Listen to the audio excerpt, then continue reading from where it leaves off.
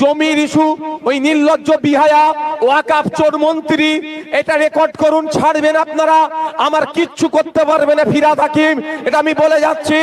ও ফিরহাদ হাকিম তো দূরের কথা, ওর নেত্রী মমতা ব্যানার্জি মিথ্যা মামলা দিয়ে আমাকে জেলে রাখতে পারে, এর থেকে বেশি কিছু আমার গায়ের একটা পশম হিলাতে পারবে না।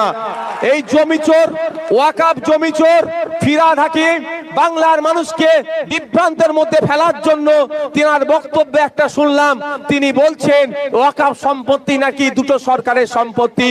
ও নির্লজ্জ প্রিন্সিপাল অ্যাক্ট অফ 1995 ওয়াকাফের আইনকে পড়েনি, 1954 সালের ওয়াকাফের আইনকে এই নির্লজ্জটা পড়েনি।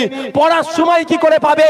তোলাবাজি করতে ব্যস্ত, স্যান্ডো গেঞ্জি পরে তোলা তুলতে ব্যস্ত, নারদার টাকা নিতে ব্যস্ত।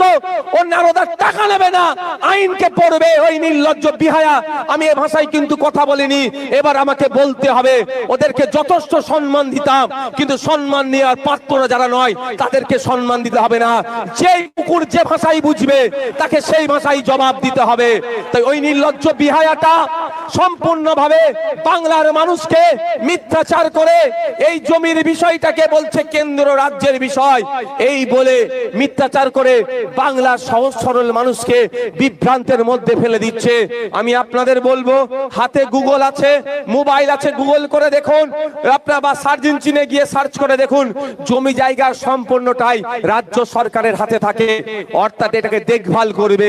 কিন্তু ওয়াকাফ প্রপার্টি কোন রাজ্য সরকারের নয়, স্বতন্ত্র একটা প্রপার্টি। দেবত্ব সম্পত্তি কোন রাজ্য সরকারের নয়, গির্জার সম্পত্তি কোন রাজ্য সরকারের হতে পারে না, গুরুদুয়ারের সম্পত্তি কোন রাজ্য সরকারের হতে পারে না, আপনার জাহের থানের সম্পত্তি কোন রাজ্য সরকারের হতে পারে না, গরম থানের সম্পত্তি কোন রাজ্য সরকারের হতে পারে না। এই সম্পত্তি ব্যক্তি মালিকানা সম্পত্তি, রাজ্য সরকারের সেই সম্পত্তিটাই হবে যেটা এক নম্বরে খতিয়ানে আছে, আর সরাসরি যেটা রাজ্য সরকারের হয়ে আসছে, এটা ছাড়া রাজ্য বা কেন্দ্র সরকারের হতে পারে না। কিন্তু ওই বিহায়াটি, আমি এই জন্যই বিহায়া বারবার বলছি, ও দোকান কাটা নির্লজ্জ। কদিন আগে খবর হচ্ছিল না, আমি একটু টকে টকে আছি, সেটা ভুলে যাচ্ছি, আমি খবরটা খুঁজছি। একটা মার্বেলের গোডাউন ওয়াকাফ ওনার নামে অভিযোগ আছে, উনি দখল করে রেখেছেন। আপনারা প্রস্তুত নেন।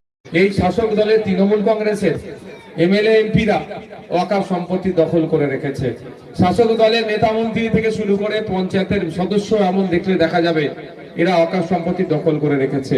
এরা আবার ওয়াকাফ সম্পত্তি বাঁচানোর জন্য বিজেপি নিয়ে আসা আইনের বিরোধিতা করবে, আপনার আমার এটা বিশ্বাস করাই হচ্ছে বৃথা।